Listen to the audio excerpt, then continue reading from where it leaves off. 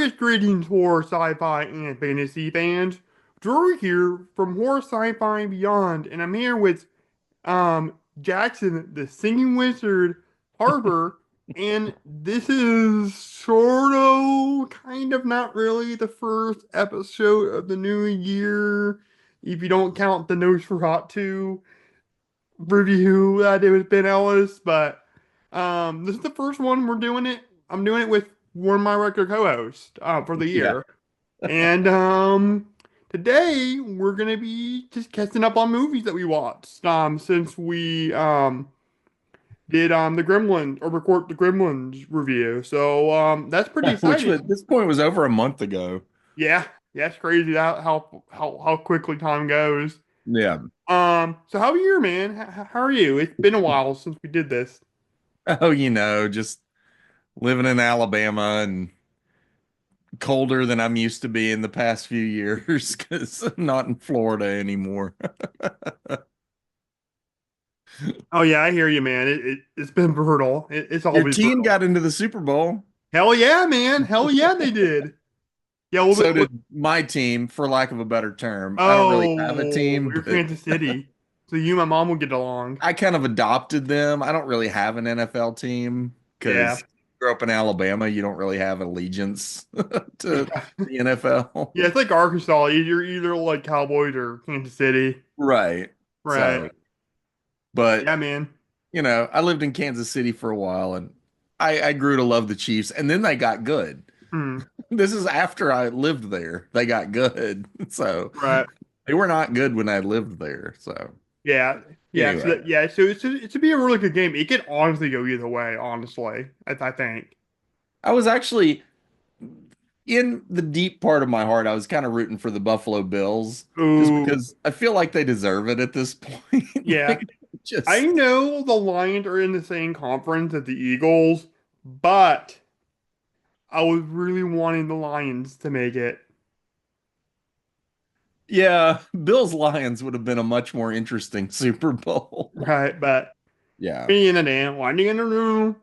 No, well, Yeah, it's dude, okay. I feel like it's any team's gonna make is gonna have a three-peat, it's gonna be the Chiefs. I But I feel mean, like the Eagle, they want it. They want it. Nick Sirianni, he got the eye of the tiger and the heart of the lion. Plus, you got the T-800 himself, the fucking Terminator, Saquon Barkley.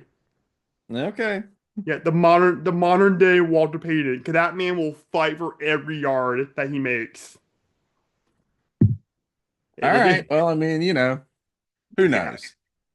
yeah. So yeah, I'm pretty excited, and I think my mom's gonna. I think me and my mom are gonna make Philly cheesesteaks. Oh, that's always a good choice. Yeah, with cheese whiz. You gotta do it with whiz. I don't agree with that part. Well, you know There's what? You're a there's heathen. better cheese than Cheez Whiz. Well, There's you're a just better heathen. cheese. I agree, but like the birds are playing. They're from Philadelphia. You gotta do it with whiz. Yes, With no, whiz. you don't. That's a lie. That's a myth. Okay, whatever. But other than catching up on movies, I updated my top 10 list. The three more movies that are in it. And then or three movies that, made that changed, but whatever. We'll get to that. Yeah.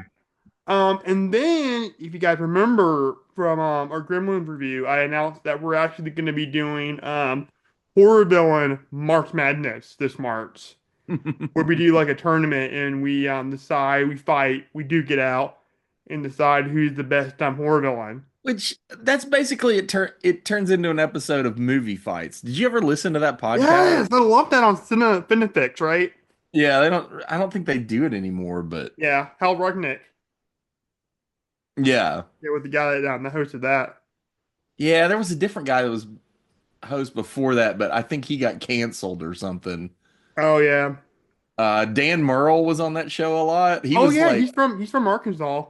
yeah, well, he was the best of the movie fighters. He Hmm. was undefeated as a movie fighter, so they just ended up making him. So his favorite movie is Jaws, and I have a dream where my fantasy is him and me and him going at it, and the whole like movie fight is he argues for Jaws and I argue for Jurassic Park, and we'll break it down into like different categories. Well, I hate to break it to you, Drew, but you would lose to Dan Merle. Nobody beats Probably, him at a movie fight. but I would be that would be a proud loss for me. I think the only people, so back when I used to listen to that show, there were a few like celebrity guests they would bring on who were pretty good. The Mm. best of them, and I know this guy's kind of been canceled a little bit, semi-canceled. I don't know. He's in a weird status, but Max Landis, he's John Landis's son, and he's a screenwriter. He wrote movies like American Ultra, and he wrote, I don't know, Victor Frankenstein, or I do not like Max Landis. I think he kind of comes off as kind of douchey, kind of he like does, but he's really good at Star. movie fighting. Yeah, kind of like the star of American Ultra, He's Jesse he's Eisenberg. really good at movie fighting. Yeah, he seems like it the couple times I've seen him on it, but yeah, he Yeah, just comes across as too douchey to me. I guess, but I always enjoyed listening to him on movie fights, and I enjoy his like YouTube video essays, like Wrestling Isn't Wrestling, Mm, and the story of Superman one that he did is really good. right, So, but yeah, but I love me some John Landis, and I think John Landis is gonna come up later in this episode. okay. Yeah. All right, so before we get to the catching up part of it, I just want to remind you guys next few episodes to conclude the unofficial um father son horror sci-fi fantasy or more sci-fi fantasy trilogy. Next episode we're gonna be doing a Jeff Nichols midnight special because apparently that had to do with the father and son, and I've never seen the movie. I don't know anything about it. Eric wanted to review it. I picked Last Crusade. Jackson picked Big Fist, and then yeah, we're doing midnight special, so that's be pretty cool. I feel like this is like our Cornetto trilogy in a way. It's like I an mean, unofficial if you trilogy. want to call it that, I mean, we didn't plan it or anything. It's Yeah, just something that happened accidentally. So I said, why don't we just let Eric pick one and make it a trilogy? right, right. Well, I mean, I think the Cornetto trilogy is gonna come up later in this episode too. Okay. All right. And then to kick off me and Reed's Lackeys for Hitchcock series, the first episode is gonna be Rear Window, so that's to be pretty fun. So I'm looking All right. forward to You have that. fun. I love that movie, but you didn't invite us onto that. Yeah, well, you, Eric, and now Emma have extreme horror, Yeah, and the only reason we invented that is because you said you were gonna do a whole series with Reed without us. yeah, yeah, well, yeah. I just wanted it to be our thing. You know what I mean? We need to expand the brand out a little bit, kind of like the Big Picture podcast. If we have our different little series that we do. Well, for the record, Rear Window is my favorite Hitchcock movie, and I'm not a big Hitchcock guy. Yeah, It's not my kind of movie, but I love that movie. yeah, It's one of the all-time greatest movies. yeah. Oh, speaking of extreme horror, listen to your Substance review, and I loved it. I think it might be my favorite extreme horror episode. Yeah, we got to get back on that train. Yep. We ran into a Um, whole lot of scheduling conflicts when it came to the end of the year, and so yeah. Somebody told me that the substance is gonna come up later in this episode. yeah, probably will. Yeah. All right.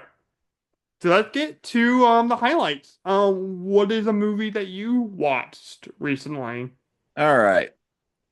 So I really haven't watched that much since we adjourned in December. But last night, I finally got around to a movie that I thought looked interesting, and it's getting some awards recognition. So I want to talk about Jesse Eisenberg's A Real Pain, Hmm.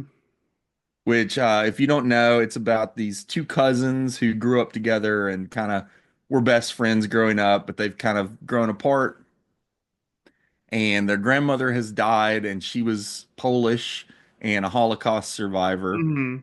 And so they travel to Poland to sort of take this uh, Jewish heritage tour where they go into like, Jewish neighborhoods in Poland. They visit a concentration camp. And And then Eisenberg is Jewish, right? what? And Jesse Eisenberg is Jewish. Yes. So he Okay. plays one of the cousins, and then Kieran Culkin plays the other one. Okay. Um, and they're very different. Eisenberg's character is very sort of buttoned down and reserved and sort of serious, and Kieran Culkin's character is more outgoing and fun-loving and but also volatile. And you start to learn sort of more about their history as the movie goes on. Hmm. It's really a beautiful movie about like family members who have grown apart and like heritage and history, but also about sort of the unknowability of other people because they're in this whole like tour group and everybody kind of has their own story for why they're there. And you don't get too deep into any of them. Okay. But the movie's title really is telling because it's a real pain because Jesse Eisenberg, Kieran Culkin's character in the movie is kind of a pain to Hmm. deal with. Like Right. he's unpredictable and he lashes out a lot and everything, but it's also about the sort of internalized pain. Is that the Culkin that was in Scream 4? No, Okay. that's his younger Rory brother, Culkin. Rory. Yeah. Kieran is the one that was in Succession. Okay. He plays Fuller in the Home Alone movies, the younger cousin. Um, he was in Scott Pilgrim. I wouldn't let you sleep in my room if you were growing on my ass. Yes, he's not in that scene, but yes, Yeah, I that's know, the but correct movie. that well that would lead up to that line. That's why I said it. Yeah. Um, yeah, I don't really like Jesse Eisenberg, like I said earlier in the episode, but with you describing that, I definitely want to check it out now. It's in my list of It's Oscar really nominated movies I want good. to And watch. it's surprising me you don't like Jesse Eisenberg. Yeah, I don't know why that would be, but yeah, him and Michael Cera kind of across as very douchey to me. you think so? Yeah, in my opinion. I mean, I guess they can, Hmm. and that's part like in this movie, like it honestly sort of helps the character at certain points. Right. But um all the characters in this, there's no villain to this movie. Mm. It's one of those movies where it's just an ensemble of characters and they're all very sympathetic and Right. very human and there's no big like all the conflict is internal in this Okay. movie. And of course, Jesse Eisenberg is also writing and directing and doing a wonderful Yeah. job at both. Yeah, so I've been I don't know if I said this when we are recording or I said it off pod. I've been working out and I was on the elliptical and they have all the TV, in the Planet Fitness and I saw him like on the news. Jesse Eisenberg and he might have been talking about this movie. So I thought that was pretty interesting. Yeah. No, Dude, it's really good. when I went to the gym today, I was on the treadmill. I saw that Ferriman guy that was trying to run for like president or whatever, John Ferriman. I don't remember that guy. Yeah, I think he dropped out or something. Yeah. But the headline was, because he was on The View recently, and the headline was, Fairman is tired of the Venom.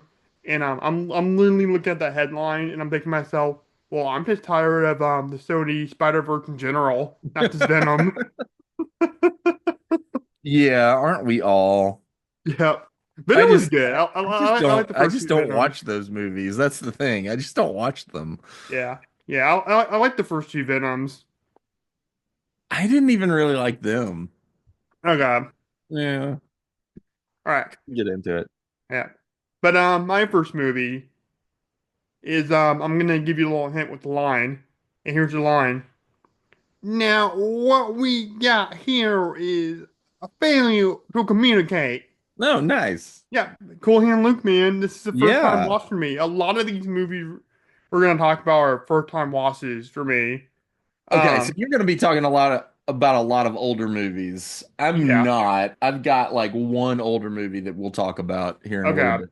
Yeah. But yeah, I just watched this movie because because Groove.com, who distributes a lot of Universal movies and now Warner Brothers movies, was doing like a Black Friday deal, and I got like $100 worth of movies. Oh wow. I got a shit ton of movies.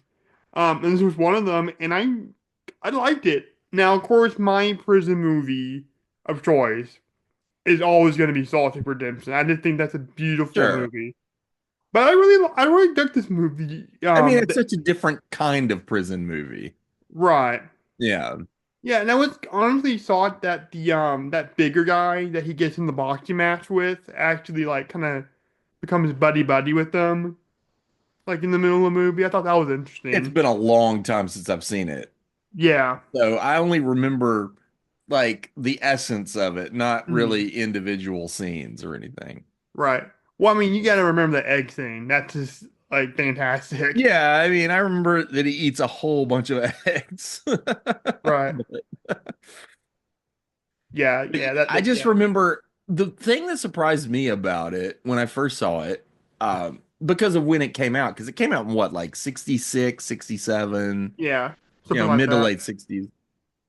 And I knew what movies from back then kind of looked like and felt Mm. like. And then when this one felt really different, it felt really like new and cool, like the way Kind it of was 70s. shot and edited and everything. Yeah, honestly, kind of 70s. Yeah, I mean, it's definitely got that new Hollywood feeling to it, but it's Mm. one of the earlier in that whole group of films. Yeah, it was kind of before that, I think. I mean, it's right on the cusp, I think. I can't Mm. remember what year it came out. I think it was 66, which Right. would have been the same year that like Rosemary's Baby came out. Mm. Yeah, so you had those movies starting to trickle through. I tell you, the scene that tripped me out is the car washing scene.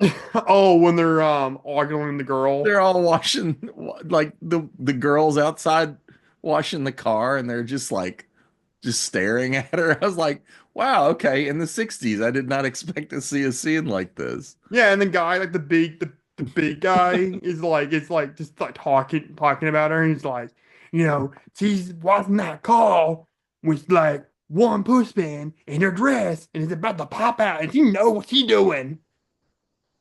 I thought that was so funny.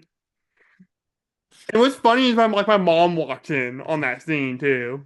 Like to go get something or whatever. I'm like, this is Yeah, awkward. but I mean, it's a movie from like the 60s, so it's not the same as if it had been that kind of scene now. Right. But Yeah. one thing I did like about it was unlike say like Escape or Alcatraz or the prison movie with Steve McQueen and Oh, Dustin Hoffman. Papillon. Yeah, Papillon and That's a good one. Shawshank Yeah. Redemption, Mhm. sort of like the prison is very kind of like gothic inspired, very kind of like Arkham Asylum a little Right. And bit. this is just like this country, Yeah, like rural, but like very rural country. yeah. It barely even looks like a prison. It's just like bunks and stuff. Yeah, like the prisons look like chicken like coop Yeah.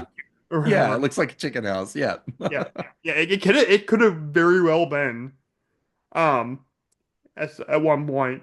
'Cause there's actually a restaurant I went to in Key West that used to be a whorehouse, which is pretty funny. I mean, you go around the country enough, there's stuff like that everywhere. Right, Right. right, yeah. Yeah, well, even like the Ten Bells in like London, England was the brothel that Jack the Whipper picked up his victims, which were prostitutes mostly. Well, I mean, like, so to get even darker than that, like I used to work in this bar in Kansas City, Missouri, and it was in the oldest part of Kansas City, like Mm. had been around since like the eight or 1800s or whatever, and they used to keep slaves in the basement Oh my God. of was then this bar. It's something else, but What the fuck? That's yeah, it was like this fucked old up. building from the 1800s, and they used to keep slaves in the basement. So Wow. Okay. yeah, and it was just like our walk-in cooler when I worked there. That's Wow. all it was. This was just a walk-in cooler, but it had a Okay then. very dark history. So yeah, Yeah. there's places like that everywhere. Yeah. Okay, what's your next movie, Jackson? Um, well, we talked about Honora a little bit, but let's talk about it. Just Oh, gag me. Fucking gag me. Fuck that I movie. don't get it. I don't get what you hate about Mikey Madison so much. I She's mean, I get it. annoying. I'm sure she's a nice lady and she's really cute. I just don't like her in Once Upon a Time in Hollywood and Scream 6 or Yeah, but 5. see, I like her in those movies because she is like appropriately unhinged for the characters Okay, that she's whatever you playing. say, Jackson, just talk about your fucking damn movie, Nora. No, I it's can move really on to good. my Like, movie. okay, well, I haven't seen every Sean Baker movie. I've seen most of them. Hmm. Um, I didn't see Red Rocket. But what I like about Sean Baker is he takes these sort of odd character types. Like he takes people that you would, if you just were like walking past them on the street, in your sort of judgmental part of your brain, would Right. say, "Oh, that person looks trashy."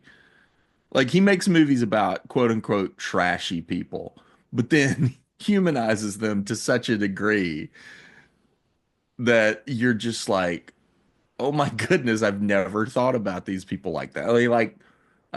Like his movie Tangerine is Hmm. about transgender sex workers in Los Right. Angeles.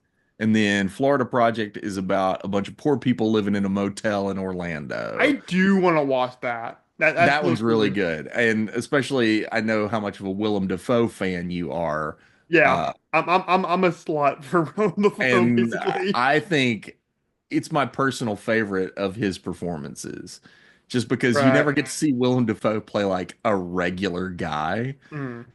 and he gets to play one in the Florida Project, and he's great, and you Right. love him in that movie. And so Honora, now you have it's another sex worker. He loves movies about sex workers. Yeah. Yeah, he's Like like there, Brian De Palma. He just puts like tits at the beginning of his yeah. movie. So that's just what Sean Baker does. But he takes this ridiculous situation, and I know you didn't watch the whole movie, but you missed out on like the meat of the movie because the first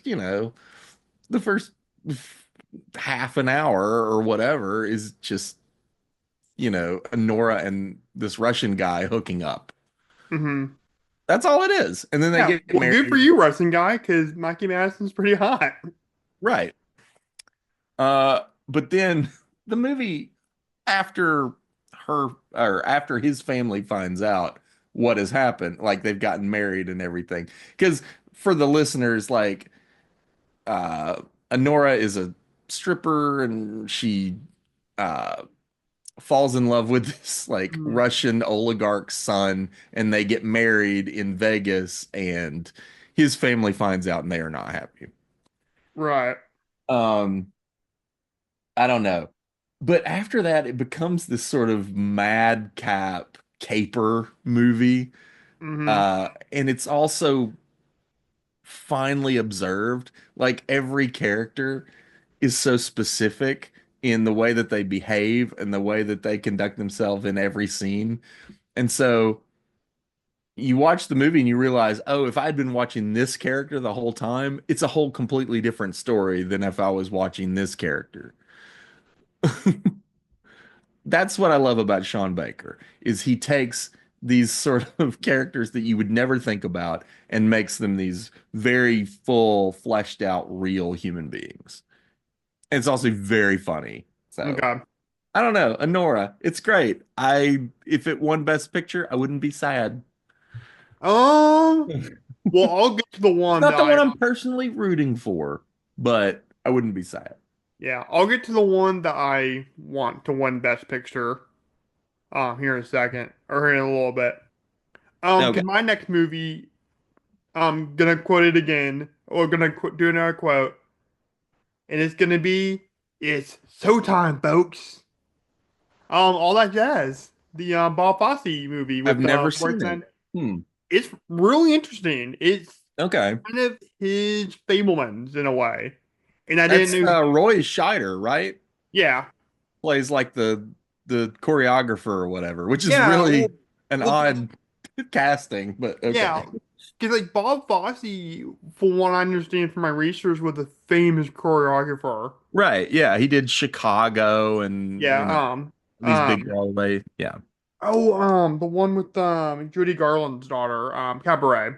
Yeah, Cabaret. Yeah, that's another one. So, Yeah, and he did the Lenny Bruce biopic with Dustin Hoffman, which yeah, he that's in directed here. several movies, and not all of them are the ones you would assume he would be directing. Like him directing the Lenny Bruce biopic is very strange. Right. But yeah, and that's in here too. And they keep cutting to War Snyder's character, editing that movie, or or like a fictional movie, but it's alluding to Oh, the okay. Lenny I Bruce didn't movie. realize it was that autobiographical. Oh, okay. Yeah. And so I got confused. So I look up Bob Fosse on IMDb while I'm watching this movie, and I see that that biopic, and I'm like, oh, this makes sense now. Okay. Mm. Um, and then so the scene that they're editing is this guy, this comedian who's supposed to be Lenny Bruce, and he's basically Lenny Bruce, like the way he talks in that rapid kind of jazz Mhm. kind of style is very much Lenny Bruce, this fictional comedian in this fictional movie. Right. And he's talking about like death and grief, I think, if I remember correctly. And it all tying to this movie because Roy Slater's character is an extreme alcoholic, and it is about his slow decline, and he keeps visiting this angel of death figure played by Jessica Lange, Okay. and it's kind of like a Christmas Carol kind of thing when he goes back to his life and kind of reflects on some things, and it's a really interesting movie. I quite enjoyed it. I wouldn't say loved it, but I enjoyed it. Um, Okay. and so this guy, he's basically like this famous choreographer, and he's spending a ton of mo money on this new musical called Air Erotica, which is like a very adult musical Sure. um with a bunch of sexy flight attendants. It's really Of interesting. It's really course. weird. And I Why didn't not? know what kind of play that he was or musical he was putting on until they got to this part where there's a lot of nude, like male and female nudity. I'm like, okay, wasn't expecting this. Um, but no, it's an interesting movie, and the ending, like there's like a 10. Well, so what it is, so his daughter plays a big role in the movie, and I think his ex-wife plays a big role, and then his current girlfriend plays a big role in the Mhm. story. And so like there's like 5 or 6 different musical numbers, maybe in like the last 20 minutes of the movie, Okay. where they're kind of like singing about like different aspects of this guy. Like his daughter sings about, oh, like you're being a really terrible dad. Mhm. um and there's just like this different aspects that, and they're like short songs, I mean like 2 minutes. And then the movie ends on a 10-minute musical number, which is pretty awesome. And I keep Okay. going back and watching that scene, and it's pretty cool. And Nice. yeah, it's probably one of the best endings I've seen in probably in a while in any movie Hmm. for a while. It's pretty awesome. Um, and I keep getting that song stuck in my head. And another part that I really like in this movie is when the daughter and the girlfriend um do their own like musical number like in the middle of the movie, which is kind of like sweet and endearing. But no, yeah, it's a cool movie. You should check it out for sure. Okay. It's on the Criterion collection. Yeah. But yeah, check it out. It's good. All right, what's your next movie? Okay. Well, I'll talk about an older movie because I finally sealed up one of the gaps in my Spielberg knowledge and saw the Sugarland Oh, Express. nice. Because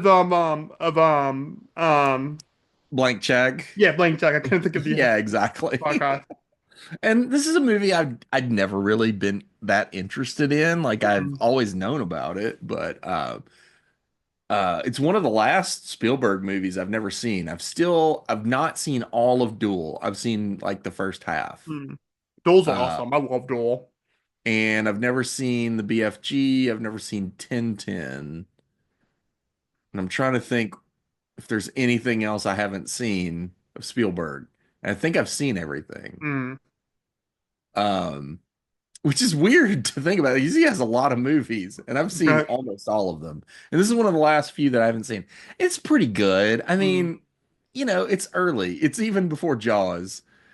But you can still like he still has that flair, man. Like mm, he can still really set up a shot and do something really cool. And he's, already great with actors, even at such a young age.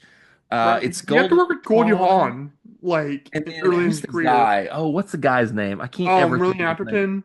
Yeah, William Atherton from Ghostbusters and Die Yeah. Hard and stuff. Yeah. And he's Fucking really good in Harvey. it. What? That's the line from Die Hard. Oh. Yeah. Like when he tells his boss and I just always think fuck of it. Ghostbusters where they're like, this man has no dick. But anyway, um, no, it's pretty good. Like, I'm not gonna say we just run out and watch the Sugarland Express or anything. Have you seen it? I seen it. I watched it not last year, the year before. I keep forgetting Okay. 2025 is the brand new fucking year now. Yeah, I mean, so it's pretty good. Yeah. It's, nothing to write home about, but Well, the it's best part of that early. movie is It's Goldie Hawn. Absolutely. Yeah, she's great. Yeah. Everybody's really good in the movie. Like what's his name? Ben Johnson or whatever Mm. plays the sheriff. He's really good. They're all Well, really here's good. the thing. Every There's time, nothing bad about the movie, but it's yeah, just like, it's a prelude of things to come with yeah, Spielberg. every time I see Kate Hudson and now Wyatt Russell, I always get jealous. 'Cause I'm like, bro, your parents are Goldie Hawn and Kurt Russell. You got cool parents. Well, Kate Hudson, her dad is not Kurt Russell. Yeah, I know, but I like, mean, he raised her basically. yeah, but it's still cool. It's still cool. Yeah. Yeah, Yeah. Wyatt Russell though. And then of course, there's Oliver Hudson. He's the third sibling of that Really, trio. I didn't know they had the third. He's the oldest. He's Kate Hudson's older brother. Okay. So he's from Goldie Hawn's first marriage or whatever, but Okay, nice. he's an actor as well. He's pretty cool. He usually plays douchebags. Yeah, but no, I think that is so cool. Like your parents, well, your mom is Goldie Hawn, and then Right. your stepdad is Kurt frickin' Russell, dude. Right. Jack Burton is your dad. Yeah. This And it is seems Jack like Burton from the they old all have a Park very Topper good Express. relationship, so that's good. Yeah, but yeah, But yeah, they've been together anyway, for a I don't know. while I finally too. saw the Sugarland Express, so when I Yeah, finally get around to seeing BFG and Tintin, I'll let you know. yeah, for sure. What else I was interested about that blank check episode was that they were saying that that was really the only movie early in Spielberg's career where he was kind of making a movie kind of like his New Hollywood companions. Yeah, I mean, it's really easy to forget that Spielberg is part of that crew because he Mm. just doesn't seem like he's part of that crew, but he's right there along with them. Yeah, he was important. And I it mean, definitely has that vibe. yeah, but people forget that George Lucas even was the art house director before he did Star Wars and Yeah, he was making like weird experimental stuff. Yeah. yeah, for sure. But yeah, no, yeah, it's a good movie. I like it. I Yeah. like it a lot. All right, you ready for my next movie? Sure. All right, my next movie is 80 for Brady. Oh gosh. Now, Okay. How was that? I don't like Tom Brady. Sure. Um, he's I kind of he's a kind of a douchebag a little bit, maybe. I'm just tired of him being the greatest. But there's other great football players out there like Terry Bradshaw, Joe Montana.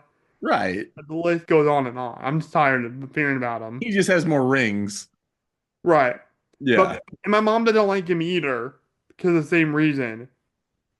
But I think my sister bought her the DVD for like Mother's Day or her birthday or something like that, or Valentine's Day, and my mom said she really liked it, and I decided to pop it in one day when my mom was on a business trip, and I kind of liked it.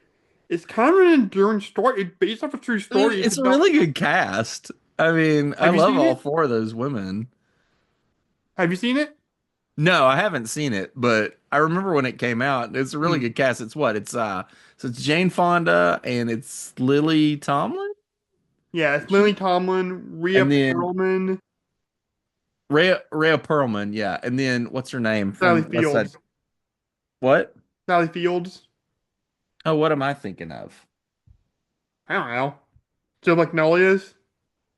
No, I thought it had what's her name from like West Side Story and stuff like that. Oh, I know who you're talking about. What's her name? Why can I not think of her name? 80 Played for. Anita in West Side Story. Yeah, I know who you're talking about. Won an Oscar. Oh gosh, this is embarrassing. Oh, Rita Mario. Rita Moreno, yes. Yeah. Okay. But no, this is kind of an enduring story. It's about these group of older ladies. Um, I can't remember which one had cancer, but they had cancer. Okay. And this is based off a true story, or inspired by a true story. And so the friends are over when she's going to her house when she's going through her cancer treatment, and they're just channel flipping, and they just so happen to flip on a Tom Brady Patriots game. And at this point, they don't know anything about football, according to the movie. And So so they just they're get just really into it. infatuated by how good looking Tom Brady is. That's And then, funny. oh, it turns out he's a pretty damn good quarterback. So Right. they're Yeah. all about Tom Brady. And so the movie opened with them watching the conference championship game, and they win. And so they go to the Super Bowl, and so they actually end up winning tickets, quote unquote. I guess that's a slight spoiler. To the Super Bowl and all the antics that goes with it. So they meet Sure. Guy Fieri, like Sally Fields getting a hot wing eating contest with Guy Fieri. Um, you God. find out that this woman counterfeited the tickets. So No. yeah, so they have to sneak in, and Billy Porter, who's the choreographer during the halftime show, like helps them sneak in, which is pretty funny. Um, and I don't know a lot about Billy Porter, but he was really funny in the movie because like he's like real flamboyant and Hmm. Mr. Musical and all that stuff. So I thought that was a lot of fun. But yeah, it was just a really heartwarming story. And in the Super Bowl game, Tom Brady, Patriots are down a lot, so they end up in like the real fancy seats of the game. And so the woman that has cancer on the microphone connected to Tom Brady's like headset or whatever, and tells her is like, I have cancer and I made it through a lot, and you're a big inspiration for me, and I know you can make it through this. So I'm like, that's real sweet. It's just a real Okay, but sweet that's movie. also the stupidest thing I've ever It is stupid, but it's awesome. It was just a fun movie. And heard. Sure. Okay. plus Jane Fonda is in it, and she's still looking smoking hot for like 70 or 80, however old she is. Okay. But what's your next movie? Oh goodness. I don't know. Um, How many let's talk movies about do you have? what? How many movies do you have? I don't have to do all of them. I'm Okay. just I'm just like going, I'm just, flying by the seat of my pants here. Right. So, I don't know. Let's talk about Baby Girl. Okay. This is the new movie with Nicole Kidman Yeah. and Basically, I'd watch that too. what? Basically, I'd watch that too.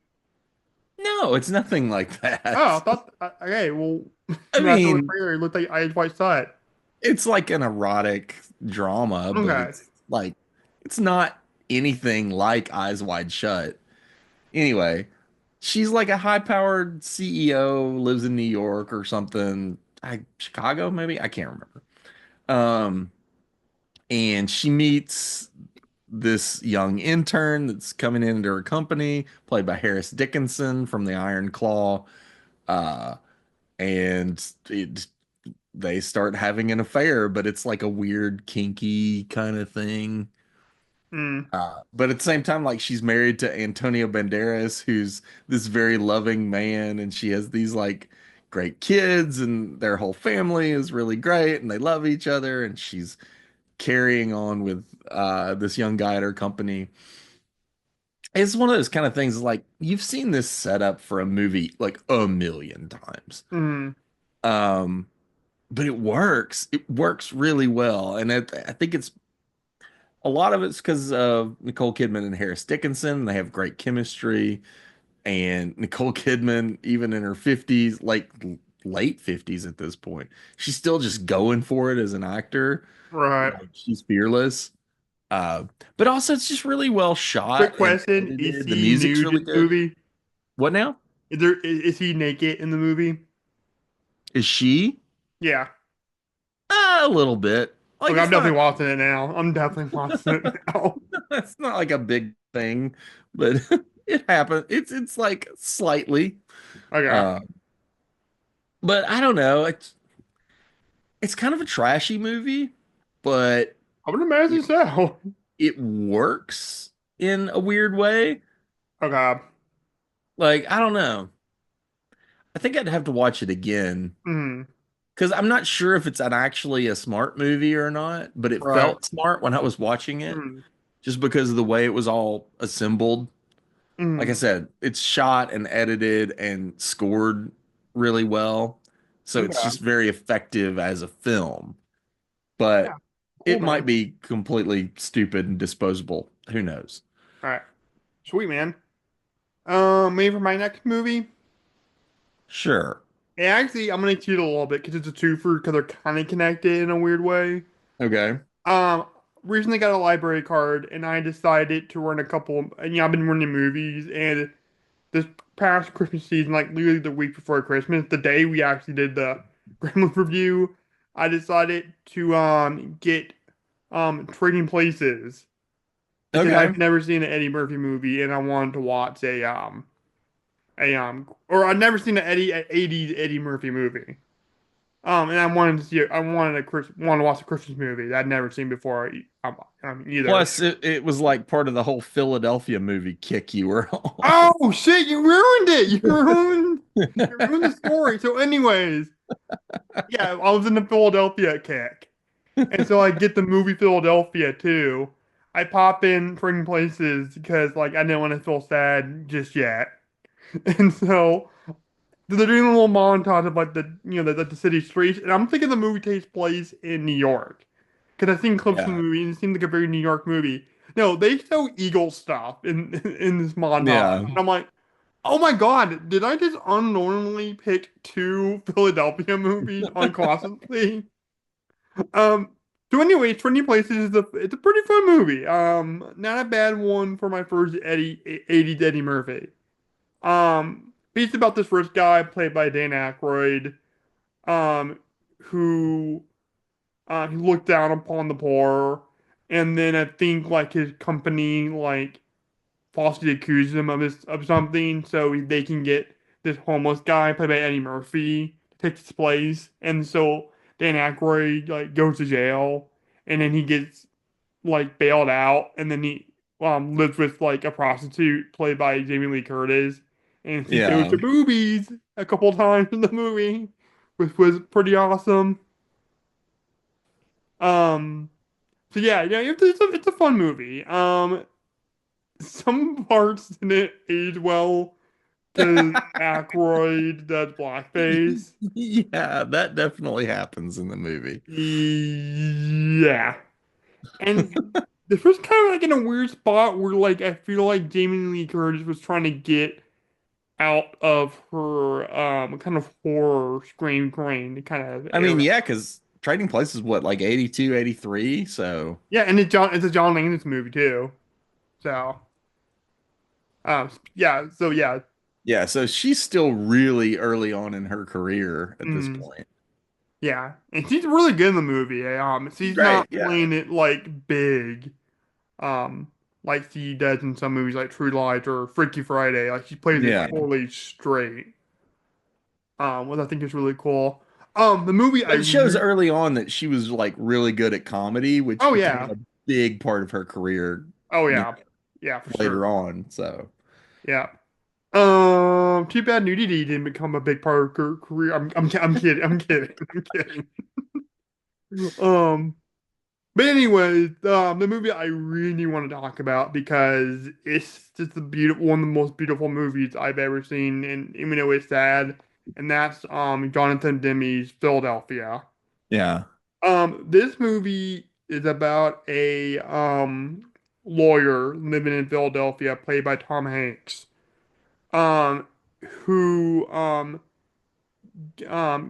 gets diagnosed with AIDS, and you find out that he's gay, and his partner is played by Antonio Banderas, and the law firm that he works for fires him, basically saying that he's not in any condition because of the disease to be working for them, and he actually sues them, and his lawyer is a rival lawyer played by Denzel Washington, and Hmm. it's a very thought-provoking movie, a very sad movie, um, at times. Yeah. I Yeah, mean, you think? and this is the first drama that Tom Hanks ever did, pretty much. Like this I is don't know if like it was the first one. I don't think it was the first one.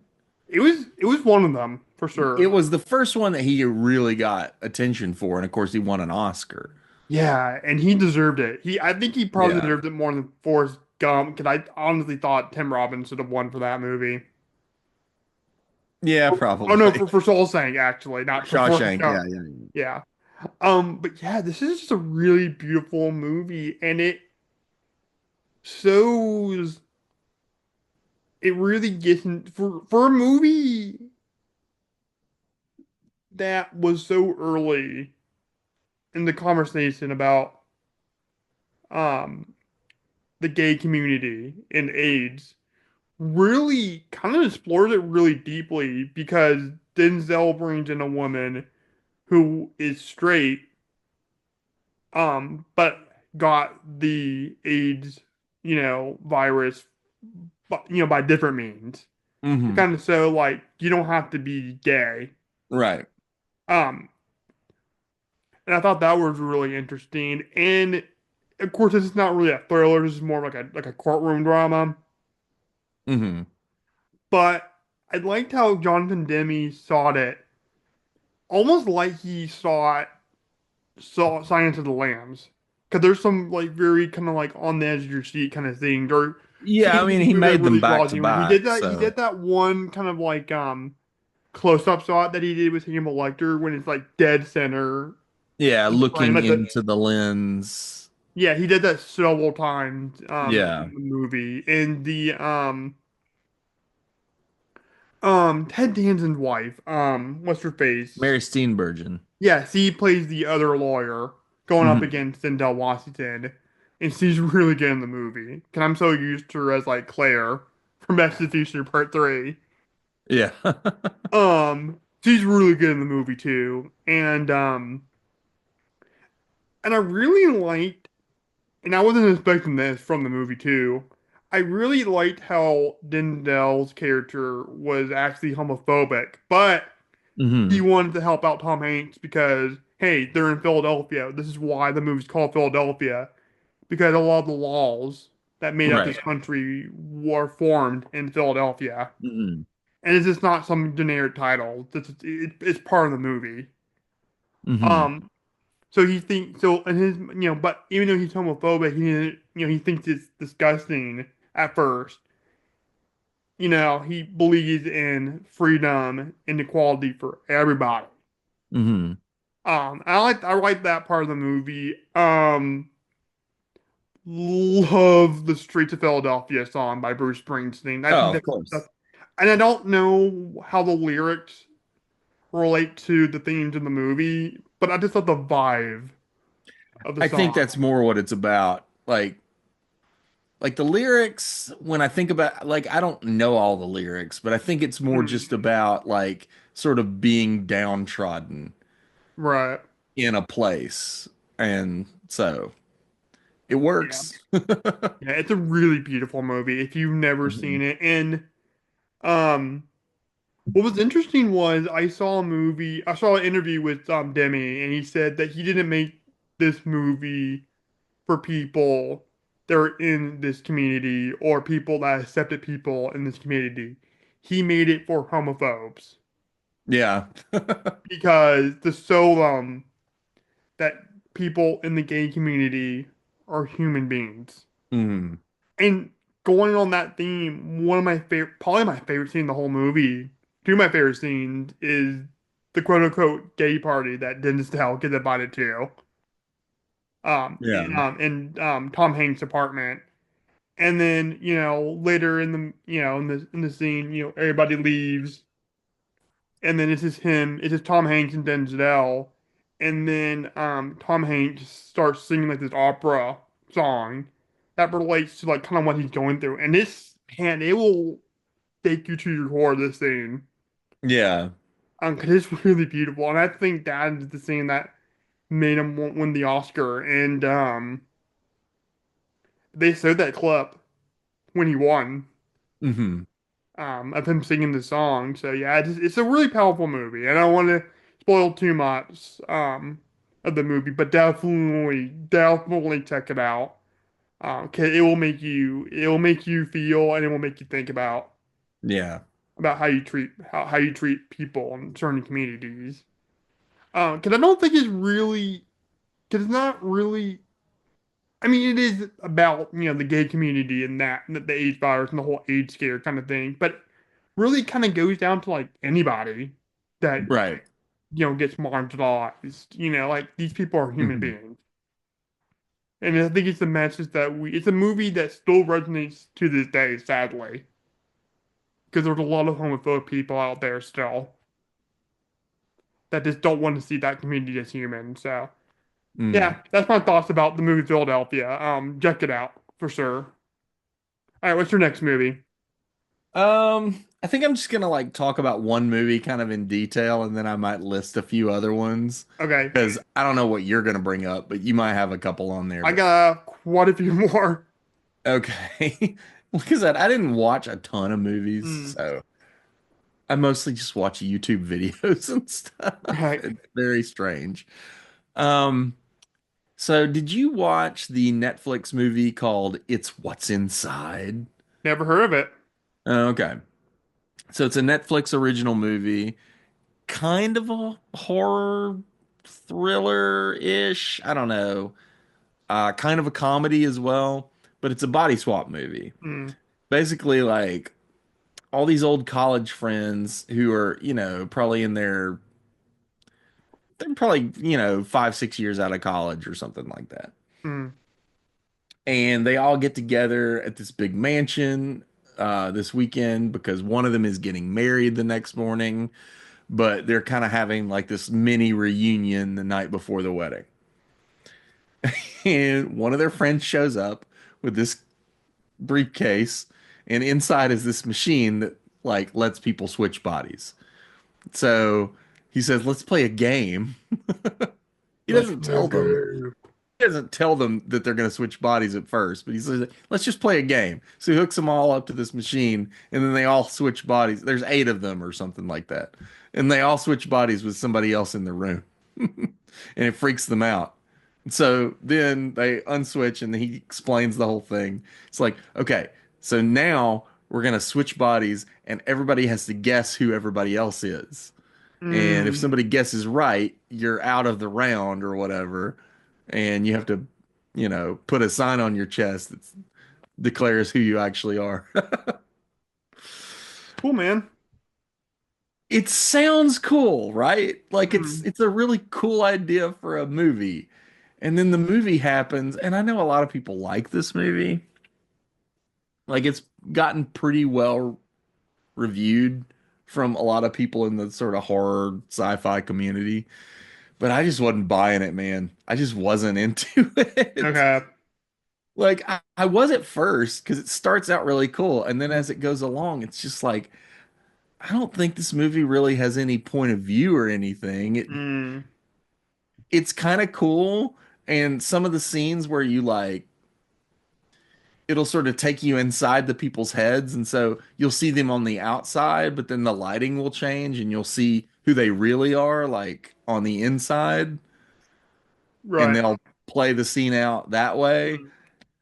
It's like that's kind of cool, but like I was so disappointed in this movie. I Yeah. really wanted it to, because then at the end, like it has like one too many twists. Mm. Okay. I don't know. I feel bad like ending off with a movie that kind of disappointed me, but I thought it was worth bringing up because it's sort of the most horror Mm. sci-fi movie that I've talked about. Right. Wish it was better because it's a cool idea. It really is a cool idea. And it's well shot and everything, but I just didn't care by the Right. end. Yeah. All right. Cool, man. Do you want to go through the rest of your ones real quick, or do you want me to do my next movie? I don't know. So I saw My Old Ass Okay. with Aubrey Plaza and Maisie Stella. Maisie Stella is the real Mm. star of the movie. Um, which is like a, meet your future self kind of movie. Mm. It was pretty good. Sing Sing, which is Ooh, I want to see that. yeah, about the prison drama Mm. company in Sing Sing prison. Very good. I did watch it like at the end of a long day where I'd seen three movies in the theater that day. Mm. So I was a little in and out of that one. But what I saw was good. I want to rewatch it. Let's see. There is Wolfman, which I know you saw. Yes. I'm not a fan. Uh, I enjoyed it enough. we can maybe talk about it a little bit here in a second. I don't know if you want Okay. to. I Uh, already reviewed with Eric, so I don't really feel like yeah, talking about it again. yeah. I just didn't think it.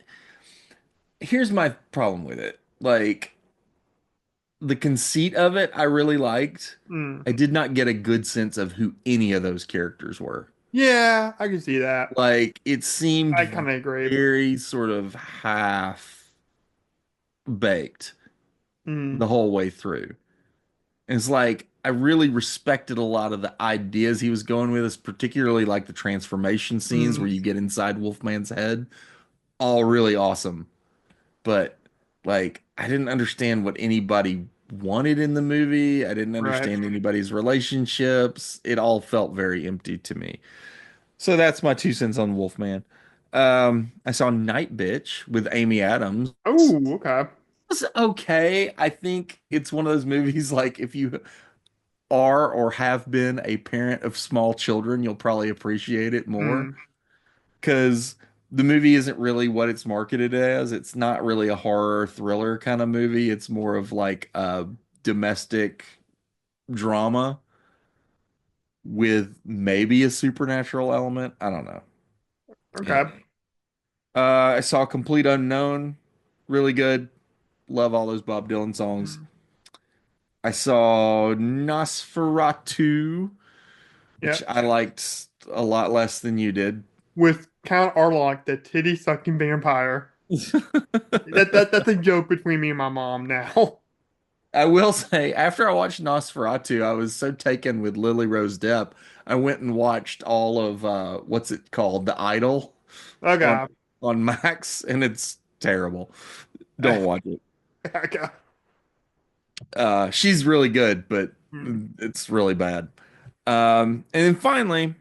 I watched this movie called Homestead with Neil McDonough, which Yeah. is like a Christian film Mm. about, but it's like a post-apocalyptic thing too, Yeah, I saw because the trailer for it. yeah, like a nuclear bomb goes off in Los Angeles, and then Mm. all these people start flocking to this like ranch in Colorado, or I don't know where it is. Who cares? Uh, it's not a real movie. It's really a like a 2 hour pilot for a TV show. So the movie ends with like the director coming on screen and saying, "Hey, this is not the end. There's a whole TV show that we're Oh making." my God. What the f I thought you were joking there for a second. Like it's That's like the end that of was legit. That's that happens at the end of the movie in the theater. holy Like the fuck. director pops up on screen and says, "Hey, come watch our TV show." Yeah, that's crazy. And it was not a, it wasn't, it wouldn't have been a good movie anyway. Mm. But the fact that it turned out that it wasn't even a real movie, it was just a trick to get you to go to the theater and then go watch a TV show at home. I was like, no, I'm not having this. Dude, that's fucking hilarious. No, thank you. Okay. Okay, that's all I got to talk about. Yeah. I got quite a few more. I'll just try to go through them as quickly as possible. Um, my next one, lost this movie last minute, like literally the day before New Year's Eve or on New Year's Eve, I don't remember. Because it was gonna be my last opportunity because it's the 50th anniversary of The Godfather Part 2. Okay. And I really want to watch it. And it's a really good movie. I love me some Godfather Part 2. Um, if I had to choose between either the first one or the second one, I would still have to go with the first one because I mean Marlon Brando is just astounding. He's iconic, but I freaking love Bobby De Niro as the younger version of that character in here, and I Hmm. would have watched a whole movie just with them. And then the whole thing with Michael, like his story, is pretty amazing too. So yeah, Godfather Part 2, awesome movie. See, you isolated the Robert De Niro part. That's the part of Godfather Part 2 I don't like at all. Really? I just don't find that part interesting I love that at shit, man. all. Okay then. Like, and I'm not a big gangster person anyway, and so the Godfather movies, they aren't my favorite. I admire them. I think they're excellently made movies. Mm, Um, but honestly, like when it comes to part two, like I don't care about like the prequel parts. I just care about, you know, yeah. when's Michael gonna find out that what's his name? What's his name? It's the young Fredo. brother. Yeah, Fredo. When's he gonna find out that Fredo betrayed him? What's he gonna do? You broke my heart, Fredo. You broke When's my he gonna heart. send Fredo out on the boat with that other guy? Yeah, that's kind of fucked up. Like, Fredo, you've got to be an idiot for even getting in that boat. Yeah. You have to know what's gonna happen to you. Yeah, exactly. But no, that it's my favorite De Niro performance. Personally. It's not the I best. mean, it's impressive the fact Mm, that he does the whole role in Italian, mm, and I don't believe he spoke Italian before he did that. right. So, I mean, it's an impressive feat of Mm, acting, the fact that he carries out this whole very nuanced performance in a language that he did not speak. right. Um, but it's just, Yeah. uh, don't care about that part. Yeah. Um, other one I watched because I'm a huge Eagles fan was Invincible. Really Sure. good movie. Probably my favorite Wahlberg movie, honestly. I just like how he's like the real life I Rocky. don't know. We haven't seen Flight Risk yet. My fucking God. Flight Risk, it's out there Yeah. Apparently in he's the buddy world. buddies with Mel Gibson now. Racist ass Mel Gibson.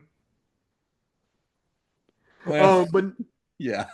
no, yeah, no. This is a heartwarming movie. I just is yeah. It's a good movie, and everybody should watch it at some point in their life.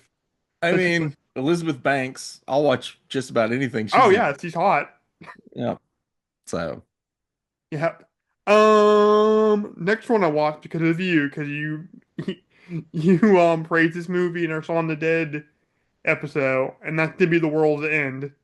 Ah, yes. I I love get why it's your favorite out of the Cornetto trilogy. it. And there's, of course, like all the other ones, you're gonna laugh a lot. It's my least favorite one. Yeah, well, Because I feel like it takes a while before it gets to like the it main. does. It is Yeah. the slowest paced of the three for sure. Yeah, and I feel like it's so much more out there than Shaun of the Dead. Oh, it is. Yeah. So I think it was just I think it was a bit distant for me. But I did like Simon Pegg. He played his character way differently than Sean or Nick Angel Yeah. and Hot Fuzz because Sean is kind of very like beaten down by life. Definitely a pop culture, fanatic for sure, but very beaten down by life. Um, Hot Fuzz, he's not a pop culture fanatic at all, which is totally against like Simon Pegg type.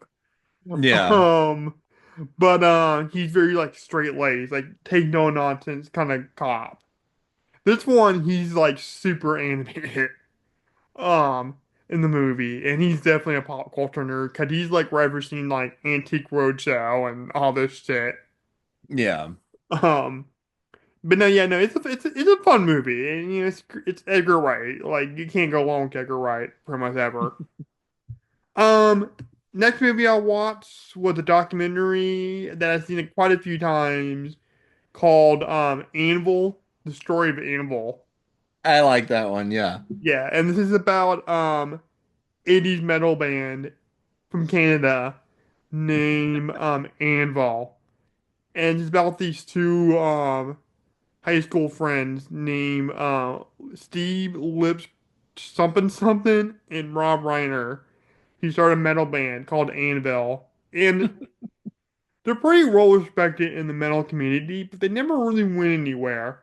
And this movie is kind of like about talking about like the struggles, and then they get on this another tour in like Europe, and they kind of get screwed over by some of the gig owners, and then they eventually make it to Japan, and apparently like the Japanese people are really into like metal and especially Anvil, and then there's on top of the world.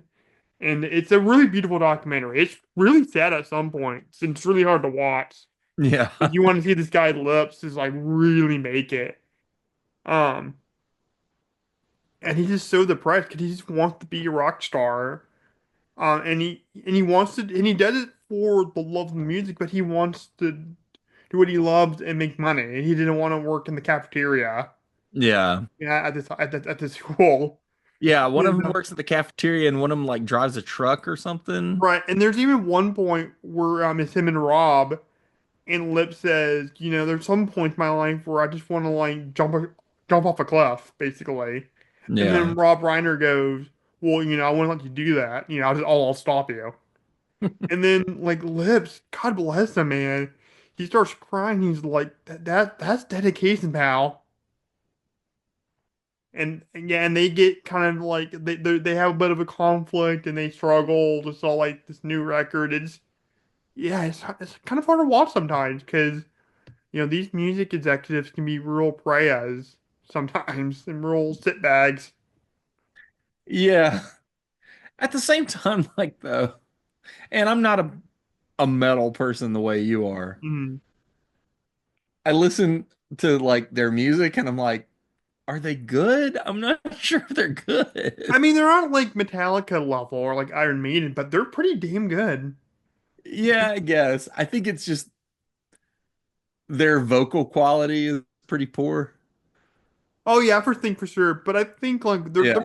yeah, Like if yeah, they had a they're really rock. good singer, like Mm. they might have made something of themselves. Yeah, they had like a Rob Halford kind of Yeah. deal. But when I hear that guy, he's just singing like a crystal ball. And it's just like, oh, Yeah, but I think the poor reason why people baby. like him is like he's a pretty chill back dude. I think Rob is a little more chill back, but when he's on that stage, the Lips, like he's freaking crazy, dude. Like he's like playing the guitar like a fucking dildo. This I'm is- talking about this movie like I don't like it. I do like it. I think yeah, it's a really good movie, and I do really admire those guys for just sticking it out the way they have. yeah. Or at least at Um, the time the movie came out. I don't know. They might be dead by now. no, The they're still movie. alive. Okay. Are they Yeah, still they're both playing kicking it. together? Yeah, they're still playing together, dude. Oh wow, okay. Because that Yeah, movie came out like over 10 years ago. dude, almost 20 at this point.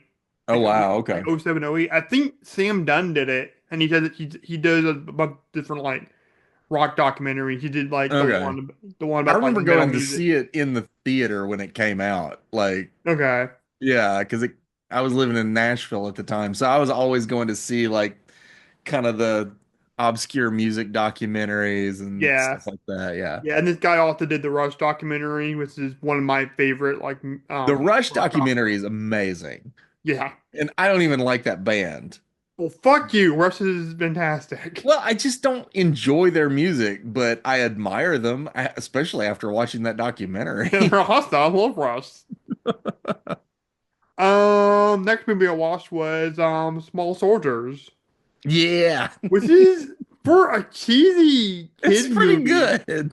Yeah, it's pretty smart too, because it talks about consumerism when like David Cross is wanting to do like these peaceful alien type characters, Right. but then like Dennis Leary wants to do like these army men characters that fight the aliens. Yeah, Joe Dante, I wonder where you got that one from. Wink, wink. James Cameron's Aliens. But no, no, yeah, no, it's a fun movie. There's not a lot I can say about it. I don't know if you want to say anything about the movie. It's been a long time since I've seen it, but I remember nothing but good things about it. Like, it's just a fun, like, I was a kid when I saw it. Because when did it come out? Like Yeah, 96, 97, maybe? maybe a little bit because I remember I had a major chip action figure that somebody gave me or we found Yeah. somewhere before I and I had it before I think I the was like 13 or 14 when it came out. My dad took me to see it and it was really fun. yeah, and I had the when I had the major chip action figure before I went to go before I saw the movie, and so I loved this toy, and I didn't realize he was a piece of shit like army guy or whatever in the movie, and then but I still loved this toy a lot, so my mom like decided to rent a movie for me, and I watched it. Yeah, I liked it. It's a fun movie. Yeah. Um, Funny Want the Substance. Okay. Boy, Yeah. oh boy, is this a movie, and I fucking loved it. Didn't quite squeak into my top 10. Because I'm looking at my top 10 and I'm like, what do I want to get out of, like, delete? But it's like at 11. Like, it's at number 11. Yeah. It's Um, pretty easily my number, like probably three or four of okay. the year. It's way up there for me. Really interesting movie. This is the movie I want to win the Oscar for Best Picture. I mean, I don't think yeah, it's probably my favorite out of the whole nominated. I'd have to look at the nominees real Mm, quick, but I think it's my favorite of the nominees. It's so weird that this movie is getting all this Oscar love right. because But I it's not went to the go see entertainment it. industry.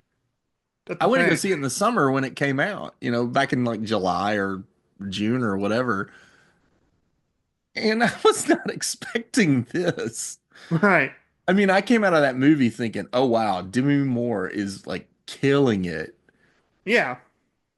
So is Margaret Qualley. Like she's amazing in this movie too. She's And great, but I mean, obviously, Demi Moore is the headliner here. yeah, She's the she's one great in this movie. getting the Oscar love, which is pretty cool. Like, she hasn't even headlined a movie in 20 years. Yeah, and I agree with you, Jackson. On your extreme horror episode where like you didn't understand why like Dennis Quaid didn't think she was hot anymore because like she's pretty hot. Yeah, but I mean, that's part of the message of the movie is Mm. that it's not that she's not hot, it's just that she's quote Oh, unquote old. dude, she's smoking hot, man. I was, dude, I was still, Yeah. I was still dangerous. So, but the movie itself, the fact that it's getting all this Oscar love, and I guess we should probably talk about the Oscar nominations in general at some point. Mm.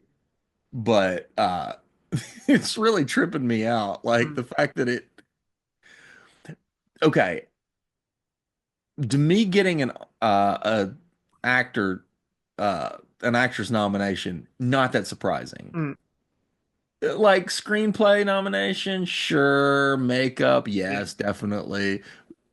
Picture, okay, yeah, you've got like 10 people in the field. Mm. Corley Farja getting a Best Director Yes. nomination, that is killer.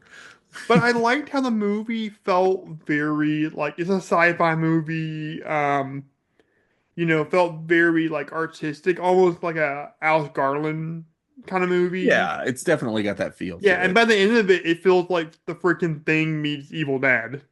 That's Yeah. how crazy this fucking movie gets. But yeah, no, definitely check out The Substance if you like horror movies. And the next movie I want to talk about is the night I got back from um Lee Winnell's Wolfman. I saw the Benicio del Toro Wolfman. Okay. It was on Shudder, and funny thing is, I watched this one at the beginning of the pandemic in October. Was bored out of my mind. Um, Turns out I was watching the unrated version, which is 30 minutes longer. Because I actually do kind of like this movie. This movie's a lot of fun. It's cheesy, it's stupid. But it's a lot of fun. I like this movie. I haven't seen it since the theater, so Yeah. I remember kind of having a laugh at it at the Mm. time, and that's about it. So, Okay. Two more movies. okay. Finally saw Edge of Tomorrow. Yeah. Yeah. That's a Fun good one. movie. Basically Groundhog's Day meets Aliens. I mean, Um, yeah, yeah. I mean, get Bill Paxton in here. This is awesome. that's true. Um, I gotta say, when Tom Cruise first meets not Kate Blanchett, Emily Blunt for the first time, and she's doing those stretches, and then she's like on her stomach, and then she like tilts her head up, and she's like all sweaty, muscular. Like, I'm not gonna lie, that kind of turned me on a little bit. I mean, they put that shot in the trailer for a reason. Yeah, because So, Emily Blunt's hot. yeah. Um, the last saw of this movie is freaking perfect. Tom Cruise laughing, which is what he's known Oh, I for. don't even remember the last shot. Okay. Yeah, because they start the day over again. Like they break this curse, but he starts the day over again, Oh, okay. and he's gonna continue, with his life. So and then he meets up Emily Blunt. He meets with Emily Blunt again. She doesn't know him because of they reset Right. everything, and he just laughs at her for whatever reason because it's Tom Cruise. I remember just laughing my ass off because it's just hilarious. Oh, goodness. And then the last movie I watched that I want to talk about, I actually watched today, was Conclave. Yeah. Um, Very interesting movie, had a lot of thought-provoking points. I had a really hard time following this movie Hmm. because I don't really know how the Catholic Church works, and I didn't really know the Well, I don't terminology. either, but I didn't have a hard time following the movie. Yeah, I had a really, it's kind of like Godfather, like a movie like that. We had set, you have to pay attention to it, and there's a lot of names coming at you and all that stuff and Yeah, see, backstory. I have trouble with like when they do it in The Godfather, but in Hmm. this movie, I didn't have trouble with it. Really? Oh, yeah. Yeah, but no, yeah, it's an interesting movie, for sure. But yeah, anyways, there's that's catching up. Surprisingly, we didn't go on as many tangents as we normally do, but Yeah, but I mean, we're already changing the subject every few, couple minutes anyway. right. So it's kind of a whole episode of tangents if you All think right. about it. So here's my updated top 10 movies of 2024 as of January 28th, 2025. And only three movies I added in here. So I'll just go through them real quick. I'll talk about the new ones. Number 10, Abigail. Number 9, Deadpool and Wolverine. Number eight, the first one that changed was Superman, the Christopher Reeve story. Hmm. Really heartbreaking, but also heartwarming documentary. Hmm. Um, I found out a lot of things I didn't know about Christopher Reeves. It's kind of cool because like it'll kind of go back and forth between like him having being in a wheelchair and having that condition, and then it'll Yeah. go back and they'll bring up something and they'll go back and talk about like his past, like his relationship with Robin Williams. His this woman that he was really close with and had a child with her, but didn't marry this woman, and that was like taboo at the time. So they get into that. Get into the Hmm. whole Superman thing, his life after that. It's really interesting. They keep going back and forth. So yeah, definitely check that out. It's on Max. Um, Yeah. I've been meaning to watch it. I just haven't yeah. gotten to it yet. Seven, The Fall Guy. Number six, Light Night with the Devil. Number five, Wicked Part One. Number four, Alien Romulus. Number three, A Complete Unknown, the Bob Dylan movie. Yeah. Um, Probably my favorite music biopic now, even over the Johnny Cash one. I think I like it better than Walk the Line because I don't feel like it's trying as hard as Mm, Walk the Line was. And also because I don't know as much about Bob Dylan as I do about Johnny Cash. So when I watch Walk the Line, I'm just like, oh, they left this part out and this part out and all this other good stuff out. right. Whereas when I watch The Complete Unknown, I'm just like, oh, they're playing this song now. Awesome. Love it. Yeah. Yeah, I love this movie was so good, and I think Timothy Chalamet might win the Oscar this year. I think he's got a pretty good chance. Like it's him or Adrian Brody. I still need to Mm. see The Brutalist. Yeah, I want to see that too. But there was not a musical number in this movie where I didn't have goosebumps, where I wasn't nodding my head back and forth, Right, or they kill it. I wasn't singing along. Like every musical moment in this movie was beautiful, and I just love seeing Edward Norton as Bob Seger or Pete Pete Seeger. Seeger. Yeah, Yeah. singing When the Lion Sleeps Tonight. For the Lion Sleeps. I was not expecting that. It's kind of like, hey, remember, guys? We own the Lion King and 21st Century I Fox. I love Edward Norton when he's playing a total cornball. He's Right. really good at it. And don't forget to go see Mufasa, a Lion King story. Oh gosh. Have you ever seen Death to Smoochie? No, I need to see that. It's another movie where Edward Norton plays this very corny Hmm. person who like plays guitar and sings corny songs, Oh my God. but he's in a giant like rhino costume the whole Yeah, time. I'm familiar with this movie. I've never seen it. Yeah. But I just love Edward Norton when he's playing like somebody who's just total Hmm. goof. Yeah. And he's a jerk in real life from what I hear. I think he can be. I think he's probably mellowed out in the past Hmm. few years Okay. because his reputation got really bad. Hmm.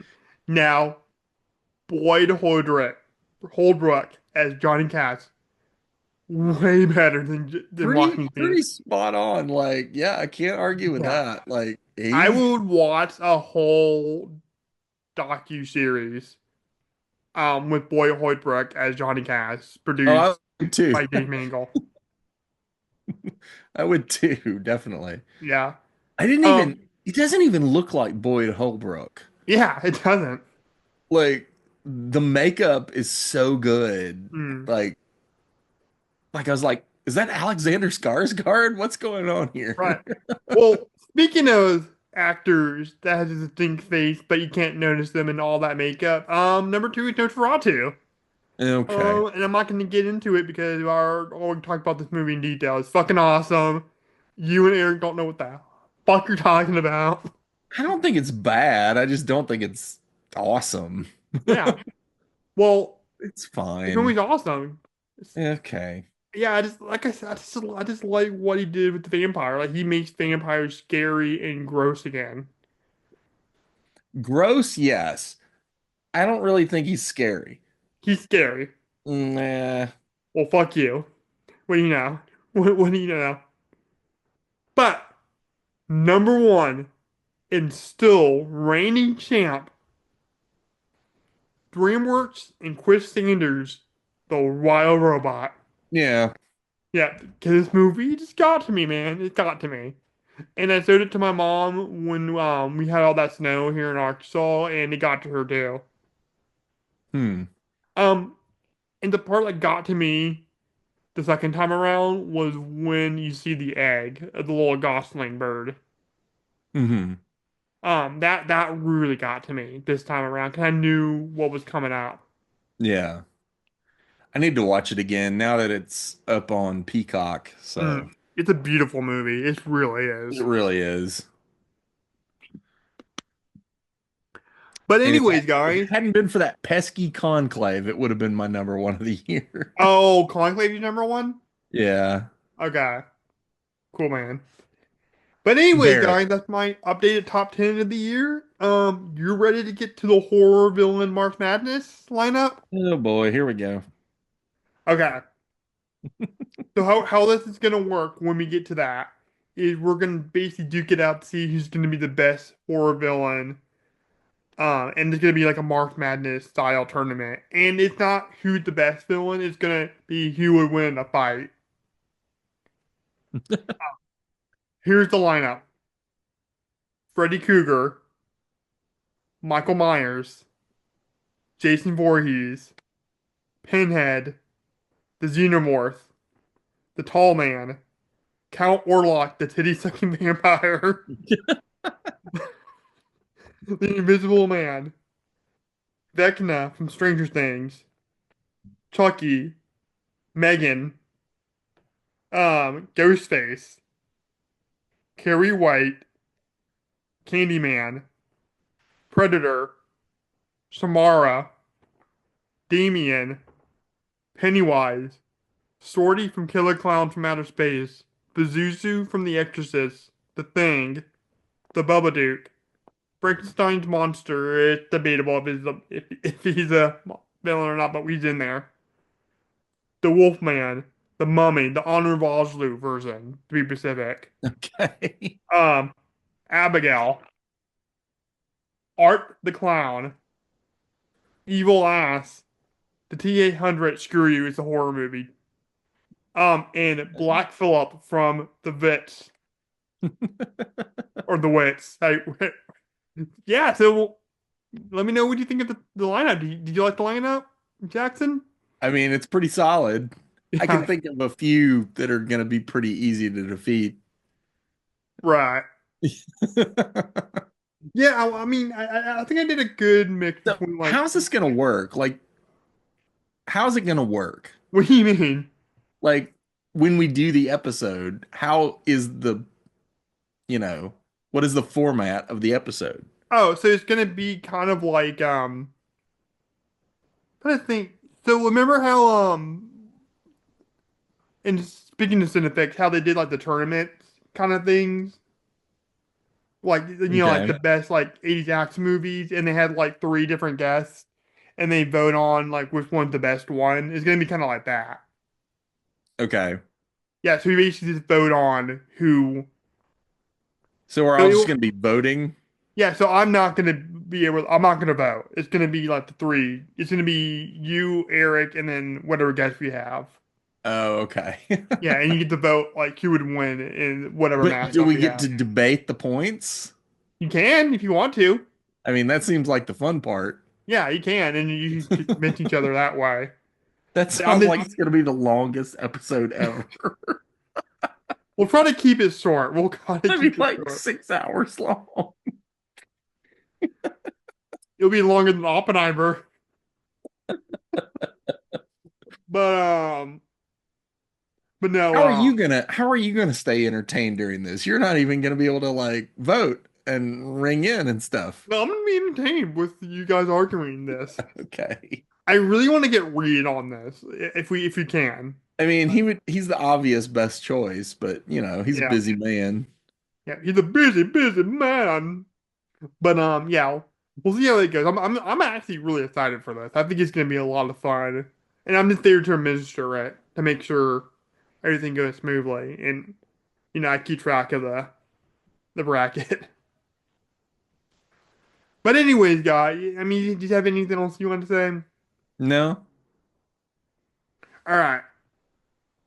So, guys, if you like this episode and you want to see more spooky and weird content, make sure you slash that subscribe button and follow us on Facebook and Spotify at Horror, Sci-Fi, and Beyond.